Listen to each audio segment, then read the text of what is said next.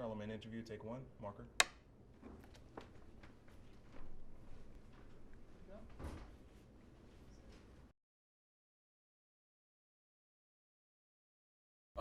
Leonard McKelvey, aka Charlamagne the God, radio personality, TV personality. I guess you could just say multimedia personality, author, father, husband.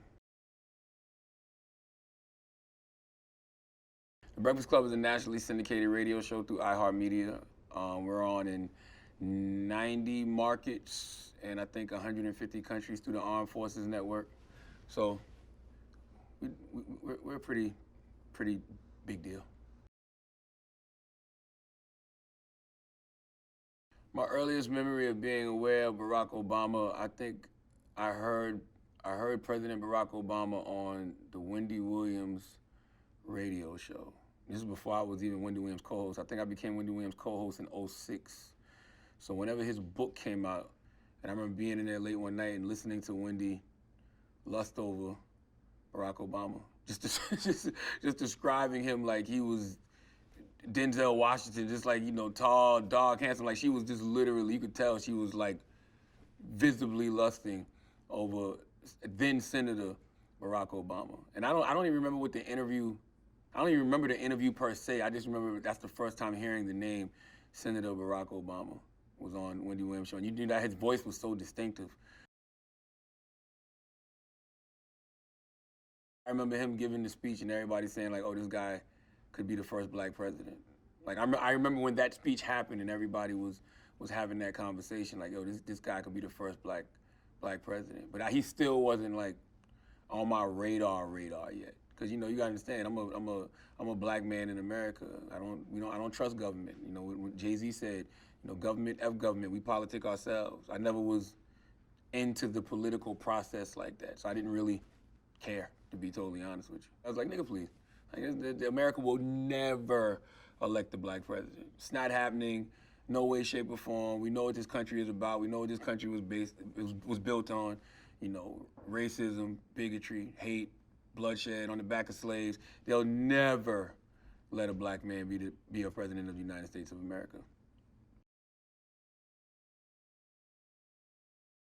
I thought that was going to kind of derail his campaign in a way.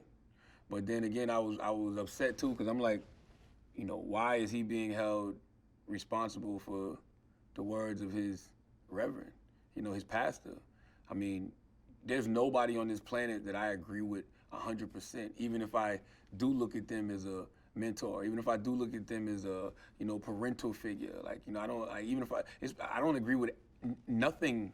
I don't agree with everything somebody says, you know? So it's just like, some things you may agree with that comes out of the person's mouth, some things you may not agree with. So I don't understand why they were taking the worst of whatever Pastor Wright said and trying to apply that to President Obama, because what they should have been doing is, you know, paying attention to him and saying, well, what made President Obama gravitate towards Jeremiah Wright in the first place? That's what they should have been paying attention to.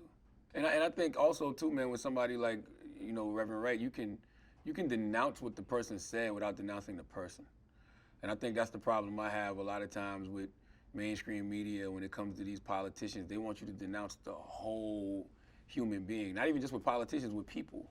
You know, like they want you to denounce the whole person. No, I'll just denounce his rhetoric. I don't have to denounce the whole man. I would hope that that was a phone conversation that President Obama had and said, look, man, this is what I got to do in order to be the first black president, you know, to get in the White House to really change some things. And, you know, if Reverend Wright was a real friend, I think he kind of would have understood that. You know, it's kind of like being the dude from the hood who's got a real bright future, but like all your homeboys that you grew up with are drug dealers and killers and gangbangers. And you're like, look, man, I got to distance myself from y'all to get to where I need to be. You know, y'all can understand that, right? And if they really did love you in any way, shape, or form, they will understand that. And by the way, a lot of those people will distance themselves from you. I mean, the Honorable Minister Louis Farrakhan is a great example of that. You know, people don't know, like there was a picture of Barack Obama and Minister Farrakhan that they took together way back in the day. And, you know, they buried that picture on purpose because they didn't want it to interfere with his chances of being president of the United States of America. Like that picture just came out like maybe this year, or maybe, no, it was last year. Like last year, that picture just came out of President Obama and Minister Farrakhan. So Minister Farrakhan had the wherewithal to say, you know what, I'm gonna distance myself from you because I know what it is that you can be. I don't know if it was humiliating for President Obama. Like that's nothing that would that's nothing that should humiliate him. You know, if anything, it should humiliate the person that's throwing that kind of rhetoric because they were wrong. You know what I'm saying? President Trump is the person that should be humiliated by that, or as I like to call him, the celebrity in chief. The celebrity in chief should be upset about that because he threw that out there and he was dead wrong. So, you know, I don't understand how he's able to even garner people that listen to him and believe him because clearly he's been slinging bullshit since day one. So why would you ever believe him when that was a clear-cut lie that he told? I was one of those people who, that was my first time ever voting, period. Like, ever. Like, I never voted for any local elections, no presidential elections, nothing. Like, Barack Obama was the first person that energized me and made me say, yo, I want to go out here and vote. And I don't remember the level of racism because I was on the other side. Like, I'm not a racist, I'm not a bigot, I'm not, you know, I wasn't on the right. I didn't have any party. I still don't consider myself to be part of any party, but everything that I was consuming, I was more left-leaning with it. So when you're more left-leaning with it, that's what you hear. You just hear about how great President Obama is, and you see everybody, you know, loving President Obama, and all of these black people, white people, Jewish people, Asian people, whoever, they were just energized by, you know, Barack Obama, and they just wanted to go vote for him. So to me, I was actually on the opposite end of the spectrum because I was like, man, we must really be living in a post-racial society. Like I honestly I drank the Kool-Aid, you know, and was like, damn, racism must really be over if everybody's, you know, behind this black president, you know. So my perspective of it was totally different. I didn't see the racism on the other side at all. I mean, no more than usual. You know what I'm saying? I'm a black man in America from South Carolina, so I didn't see it any more than usual. But boy, was I wrong. And I was living in New York at the time. So it was like 2008, New York was Barack Obama country. You know, like, and it just seemed like the world was Barack Obama country. And you had young Jeezy out here with my president is black, my Lambo's blue. Like, you know, we walking around with Obama t-shirts on and jackets before he even was president. Like, we was making our own merch. Like, we bought into President Barack Obama, and it seemed like everybody was in the Barack. It didn't matter what color you were, didn't matter what gender you were, didn't matter what your sexuality was. It just was like Barack Obama mania. So I didn't see it. To me, President Barack Obama was one of the first, you know, black men that I saw America really, or at least half of America, judging by the content of his character. Like I didn't see it as a black thing or a white thing. To be honest with you, I didn't even look at Barack Obama as black until I saw his family. When I saw Queen Michelle Obama and I saw his, you know, two daughters, I'm like, oh, he's a brother for real. Like I didn't know what his background was. Of course, you heard about him, you know, being biracial, and you know he had a white mother. But then you're like, okay, this guy grew up in Hawaii, but then he was in Chicago. But until you saw his queen, that's when I said, oh, he's a black man. Like that's when it dawned on me, like, oh, this is a brother for real, for real. I didn't look at him as anything other than a solid presidential candidate before that. It was all optimism. I mean, I was one of those people who really was like, we are living in a post-race society. I was one of those people like, you know, racism is dead, you know? And it wasn't just Barack Obama, it was just the way that the culture of hip hop was being embraced. And, you know, in my mind, I was like, man, all of these, you know, older white racists, they can't teach their kids racism because their kids love black people and they love our culture. They love hip hop. You know, their idols are the Jay-Z's of the world and the Snoop Dogg's. And even when you got somebody like Eminem, even though he's a white guy from the Midwest, what is the culture that he embraces? Hip hop. So you just felt like hip hop was changing the world. Hip hop was bringing everyone together, and sort of in an odd way, hip hop created the love that people had for Barack Obama because hip hop made it cool. On in your head? Yes, I remember it vividly. I was in a club here in New York City. If I'm not mistaken, Kevin Powell had hosted a party. And that shows you right there the difference in the way Barack Obama connected as opposed to other presidential candidates, because we were in a nightclub for watching the presidential, election. This wasn't, it wasn't like a sports bar. We were in a club where on any other Friday night, the bottles are coming out with the sparkles, people in there standing on couches. We was in there, watching the elections, watching it like it was a fight or something. Like TVs were everywhere. And I remember every time they announced Barack won the state, everybody yell and scream and go crazy. And then it just happened, man. I don't know if it was like around 10 o'clock at night, 11 o'clock at night. You just saw President Barack Obama is the next, Barack Obama is the 44th president of the United States of America. And I remember it sort of like being for like a split second, like a silence, almost like a disbelief, shock. You like, wait up, they really let this nigga win? Like, no, huh? Like, and then jubilance. Just everybody overjoyed, yelling, screaming, hugging. And then the DJ played Young Jeezy, My President is Black. And I remember, immediately walking out that club and all you heard people saying was like, I ain't going to work tomorrow. We got a black president. And I remember the next day, Terrence J and Roxy being on 106 in Park, and Terrence was like, I'm not doing nothing today. We got a black president now. And it was an unbelievable experience. Like, I remember that night so vividly. You older people couldn't believe it. They was like, yo, I never thought I would live to see a black president. I mean, you got people that were born in the 30s and raised in the 40s and 50s in the middle of Jim Crow segregation, before there was the Civil Rights Act of 1964, when black people couldn't vote, period. They didn't think they was gonna see that. Like, we're acting like this was, so far removed. Like, so it's like, why would they ever think they'd see a black president? Like, 50 years removed from that.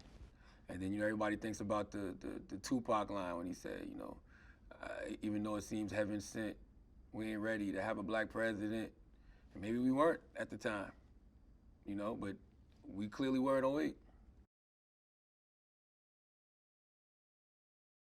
Oh yeah. I mean, a lot of that, I'm being totally honest, I started to see in hindsight, because, like I said, Barack Obama was the first person I ever had voted for, period.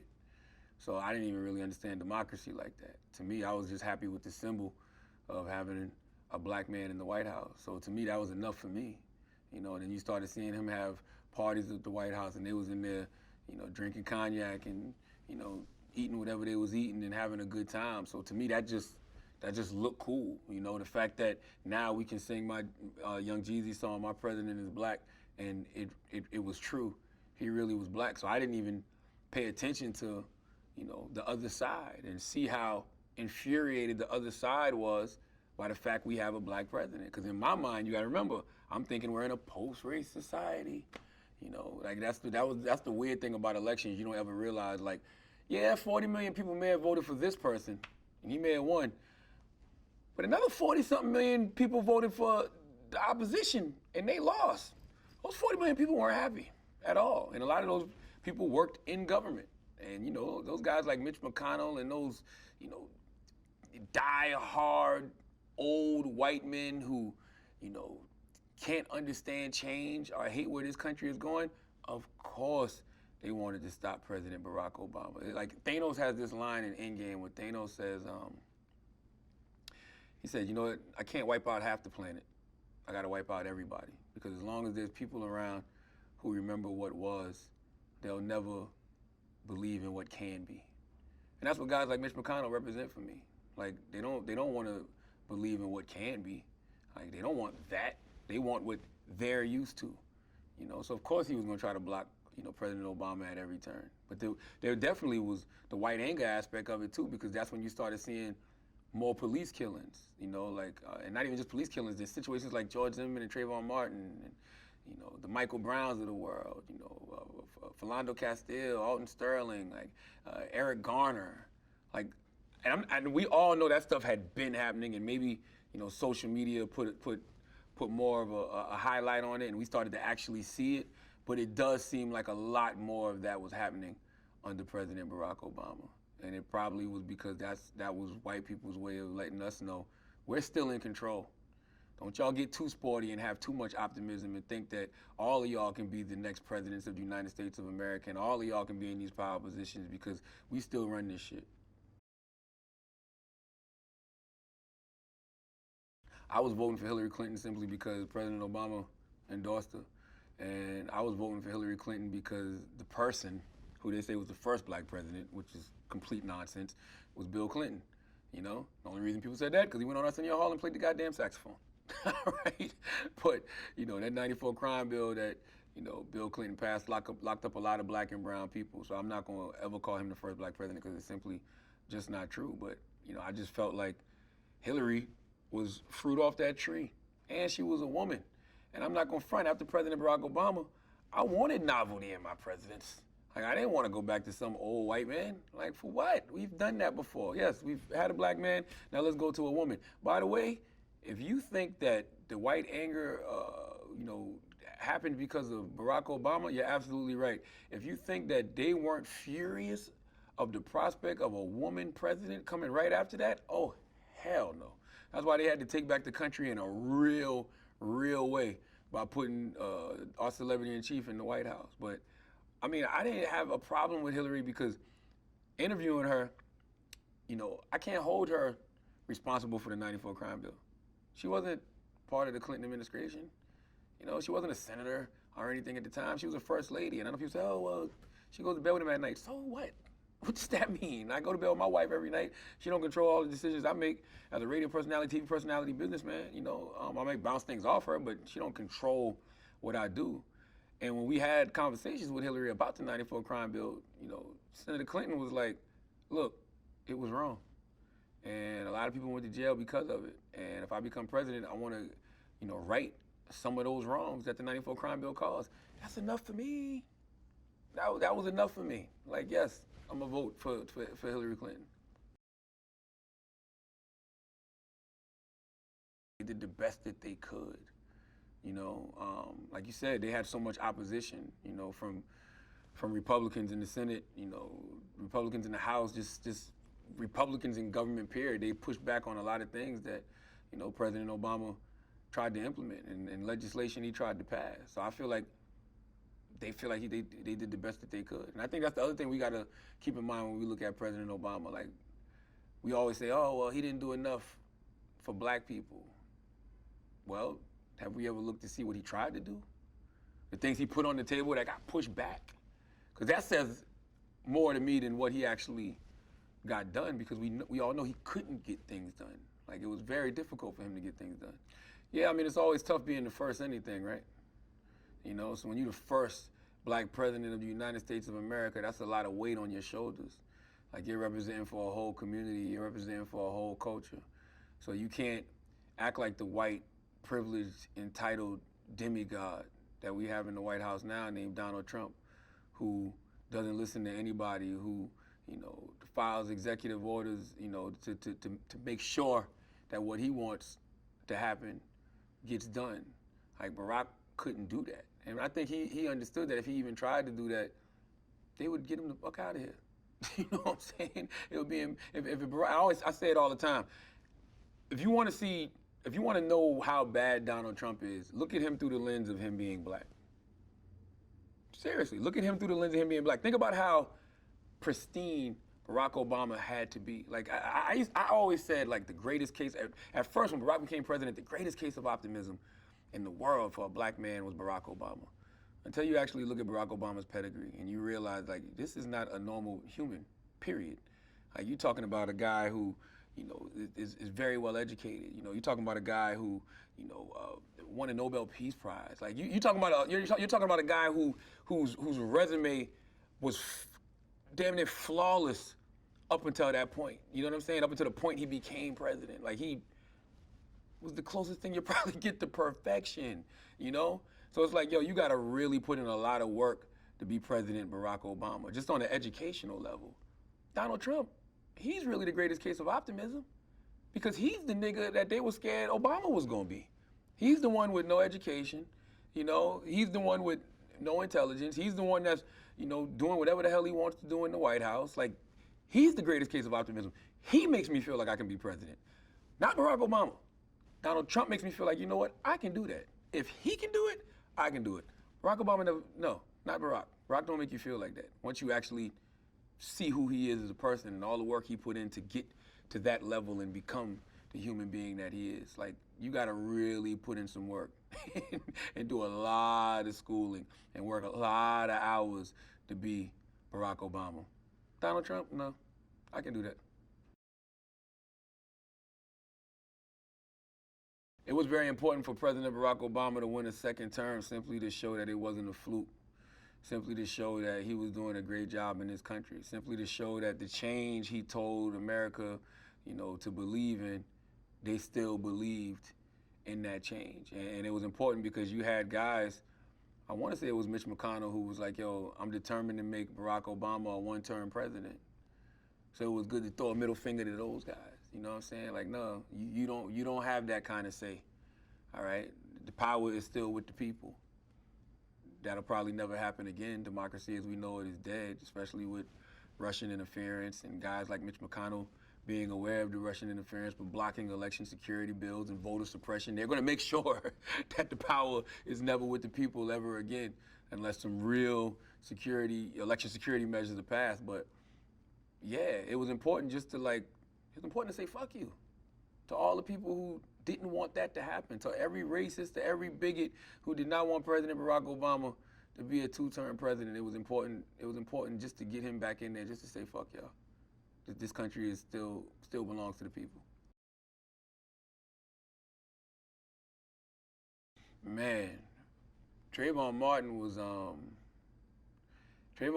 such a sad situation, simply because when you hear that 911 call, that's everything that we as black people, especially black men, that's everything we tell you we experience, but you hear it from the person who's actually doing it to us. The racial profiling, the stereotyping, seeing us in the neighborhood thinking we don't belong, not even asking no questions, just saying, nah, he don't belong here. He looks suspicious. Why? Because it's raining and he got a hoodie on and he's walking back to his crib, minding his business. And for you to have the audacity, the unmitigated gall to violate this man's personal space just because you feel like he doesn't belong. Like, man, that's what we all feel on a daily basis. That's what we tell people we're experiencing, but nobody believes it until they see it. And then, to see George Zimmerman get off, it's like I don't know what more y'all needed to see. Like, why would you think that this guy, this little 16, 17-year-old kid was a threat to this dude? Like, this guy had a gun. Even if you did get into an altercation with him, you couldn't hold him there. Like, it's like Trayvon picked up the whole sidewalk and hit him in the head with it. Like, what are we doing here, people? So just to have George Zimmerman walk, because of the stand your ground law and saying it was self-defense, what was he defending? You clearly heard on the phone call he was the agitator. He was the instigator. Imagine how Trayvon felt, 16, 17-year-old kid walking through, a neighborhood that's not even his at night and having some guy approach him. This guy's already off, frantic and anxiety filled. I'm sure he was scaring Trayvon, and asking him what he's doing here. Trayvon probably like, mind your business, I'm trying to get home. And then this guy confronts you. Imagine how that kid felt. Like, you heard the screaming and the yelling on the phone call when somebody else called 911. That was no George Zimmerman yelling, that was Trayvon Martin yelling. And then when you learn the history of Trayvon, they was trying to profile him because he had a hood on. So that kid wanted to be an astronaut. Like, not an astronaut, he wanted to be a pilot. He wanted to fix airplanes, and he wanted to, fly. He wanted to be a pilot. Like, I spoke to Barrington Irving, who's the first black man to fly around the world and the youngest person to fly around the world. He teaches a school, for young pilots. Trayvon was in his class. Trayvon was his student. So this wasn't just a pipe dream Trayvon was saying, oh, I want to be a pilot. Like, he was actively pursuing, being in that field. And that's what George Zimmerman took away from the world because of his fears about black men in America because of his insecurities. That was a tough one to swallow. I respected it. I respected it because he didn't have to say that. Because when you look at a lot of these politicians, especially presidents, they usually don't address everything that's going on in the world. Like, they focus on the major issues. They don't really major on what some people would consider the minors. To us, regular everyday people, Trayvon Martin was a huge deal. But I mean, how many presidents would acknowledge that on any given Sunday? So for him to do that, it was just a reminder, like, yo, that's a black man. That's a black man, and he feels the pain that black people go through. And he's damn right. That could have been his son.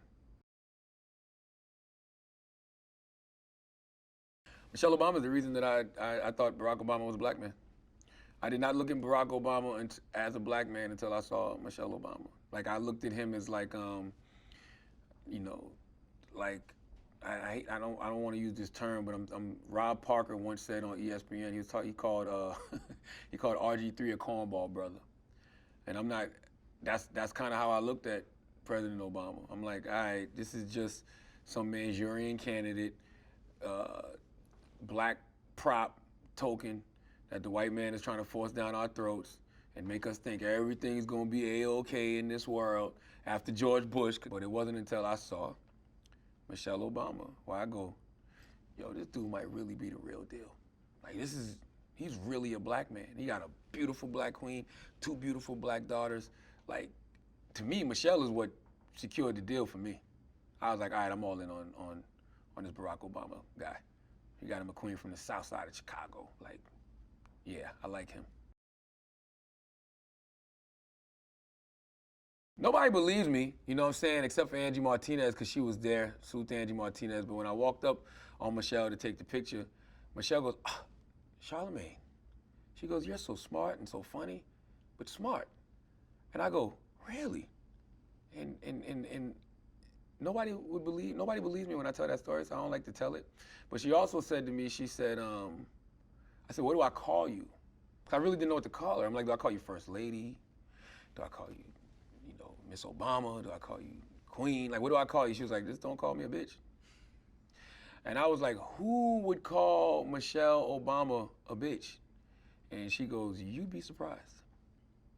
I don't think I ended up calling her anything, because I had that conversation, and then when she told me I was smart and funny, I was kind of like just stuck on that, like, oh shit, Michelle Obama just called me smart and funny, and nobody's gonna believe me. And even when I say that, because Angie Martinez was right there, Angie goes, no, I heard the funny part. I didn't hear her say anything about you being smart, but I heard the funny part. I didn't hear nothing about smart.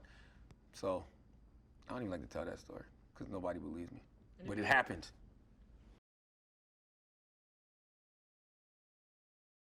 I was actually I was in New Jersey. That's where I live at now, New Jersey, and I was home. And my cousin, who's a police officer, he actually patrols the downtown area where Emmanuel AME is at. My cousin Kente, and he hit me. He's a sergeant down there, and he hit me, and he was like, yo, there was just a shooting at Emmanuel AME. And I'm like, a shooting at Emmanuel AME? Like, that's random? Like, wow. And Emmanuel AME, that's not just a historic site in Charleston because of that. It's a historic site because, one of the people that I've always been intrigued by is Denmark Vesey. Denmark Vesey was a slave in Charleston, South Carolina, and I think he won the lottery, and so he bought his freedom. And he always wanted to go back and free other slaves, because even though he was well off, he had the lottery money, and then he opened up a carpentry shop. He knew that other people were still enslaved. And so he was about to lead one of the largest slave revolts ever in America, but he got ratted out by one of the other slaves. And Denmark Vesey, that was his church. He helped build Emmanuel AME. Emmanuel AME was Denmark Vesey's church. So that was always on my radar, like that church. So when I heard that, I was like, man, that's random. And I remember, it started to trickle out on social media, and then it popped up on CNN. And I remember tweeting out, yo, I hope that this shooting wasn't race related, because that was around 2015. That's when you started to really see that white anger bubbling up in a real way. That's when those rose-colored glasses were starting to come off and people were starting to realize, like, yo, these white people ain't happy about President Barack Obama. So I remember tweeting that, and I remember everybody jumping on me and killing me on social media. They was like, you always, acting like race don't exist and yada, yada, yada. What else could it be? And I was like, I hope it's faith-based. I don't want to live in a world where, as a black person, now we got to worry about white people just walking up to us and gunning us down just because we're black. Yes, I hope it's faith-based. I hope somebody was upset about Christians and they went in here and they shot at this church. Not like we want that to happen, but I don't want it to be just based on race. And that's exactly what it was based on. Dylan Roof, super racist, super bigot, right there in Columbia, South Carolina, where I've also done radio, where I got my own day in Columbia, South Carolina. My wife graduated from the University of South Carolina, and the area he's from in West Columbia, I remember vividly when I used to be on probation and have to drive to my probation office, like we used to avoid West Columbia, because that's what it was kind of known for. It was kind of known for the rednecks and like, don't go on this side of town if you're black, don't get caught out there. So, we kind of stayed away from like that Lexington area. And I think he was from somewhere around there. So, yeah, I just remember that night just like not wanting it to be race-based, and it ended up absolutely being race-based. Incredible, amazing, phenomenal. I'll never forget it because I was on a JetBlue flight to Charleston, South Carolina. I mean, I fly JetBlue all the time, but I really remember that because JetBlue started flying from New York to Charleston around 2012, 2013. So whenever I would go down, I would always ride JetBlue, and I remember being on the flight and watching that as I was headed to Charleston. And I don't even remember what I was going to Charleston for that weekend, but I just remember watching that, man, and once again being reminded, this is really a black man. You know how I know this is a black man? Look how he is commanding this audience, sounding like a pastor, and then to break out in song and do Amazing Grace. The joy, you gotta look at the people behind him.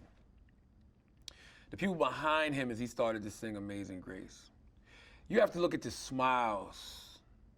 You have to look at the joy that these people had on their face after he gave this speech and then broke out in the song. That's how you know you're dealing with a true leader.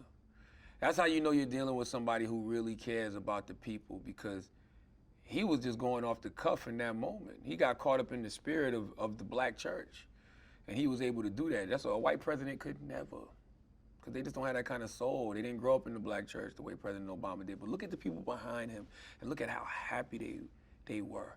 And people probably hadn't smiled in days. Those people probably didn't feel true joy in days. In that moment, he brought joy to those people. He gave us yet another case for optimism in that moment. Like, man, you know what? Even though this is one of the most tragic things that we've ever experienced, it's gonna be all right.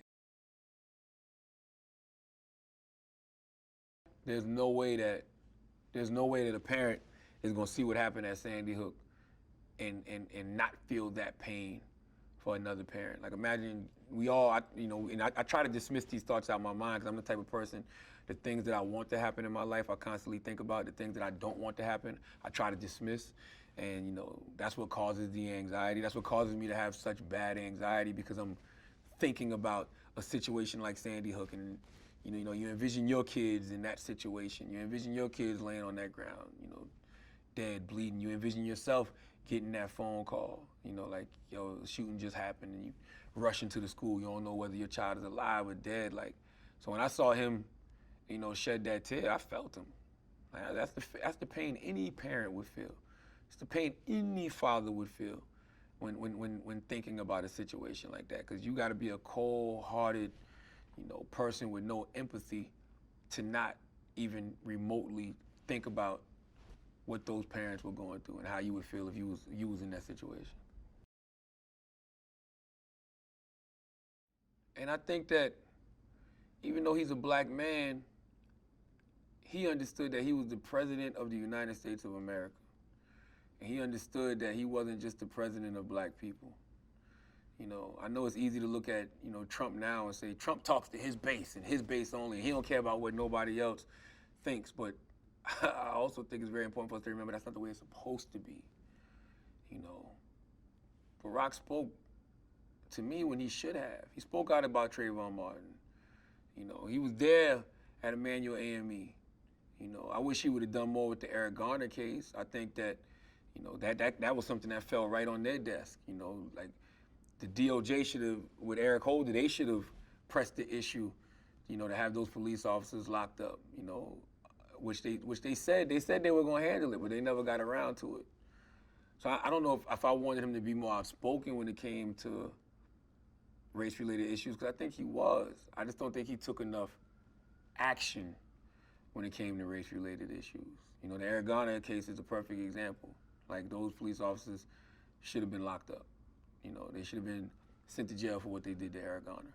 And I mean, that's, like I said, that's something that fell at the feet of, Barack Obama and Eric Holder, and they didn't act on it. I mean, I've been in New York since '06, so I've been here for Sean Bell, I've been here for Eric Garner.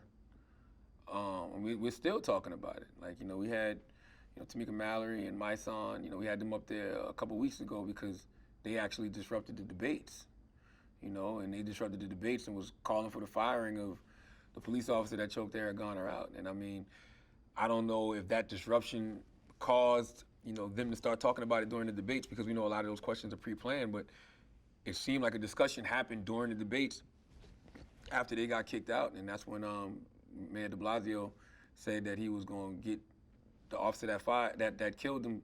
They was going to make a decision on whether he was going to still be employed after 30 days, but I don't care about employment when it comes to a murder. Like, he killed somebody, cold blood.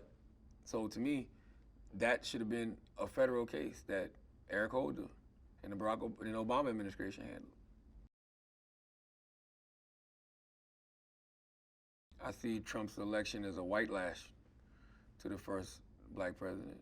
That's what they did. They took, the picture of perfection when it comes to a human being on this planet, what America is all about, really, in Barack Obama.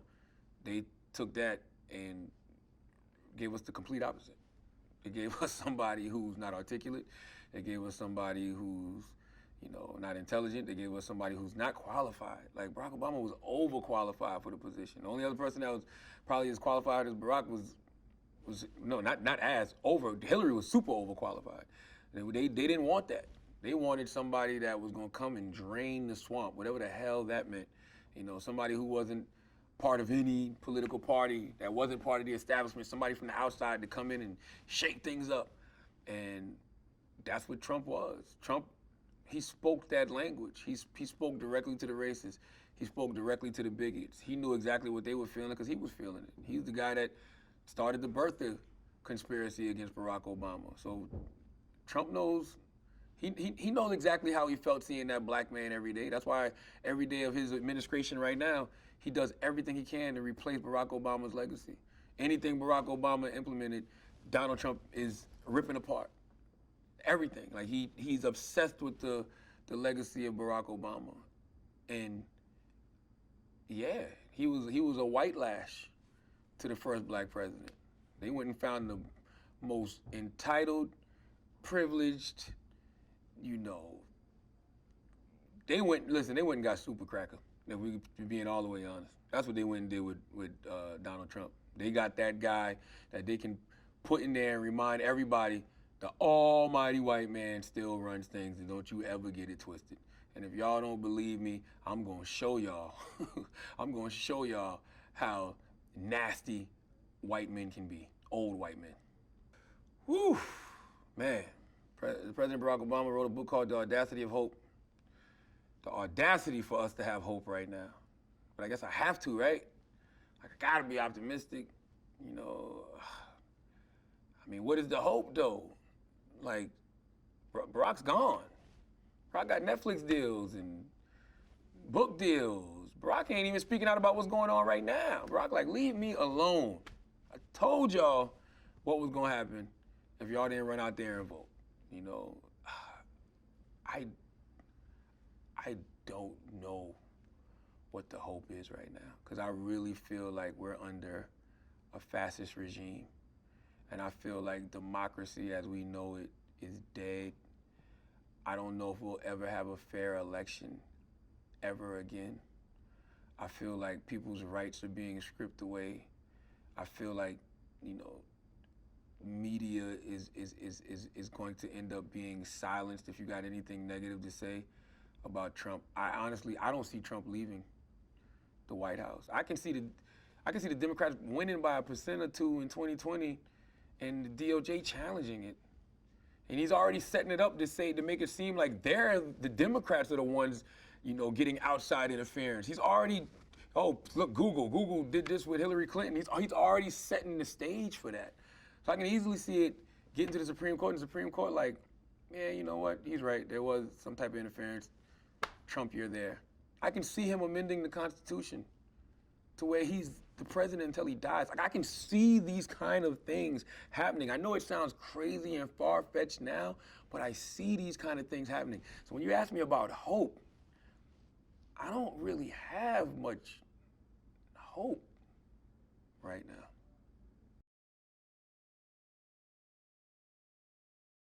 President Barack Obama, the permanent mark he left on this country is that he showed us what America can be when America is truly at its best.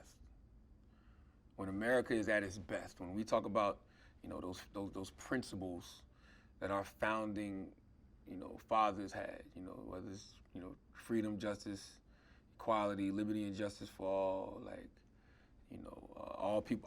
all men created equal under the eyes of God. Like, he represented the best of America. He represented what America was supposed to be.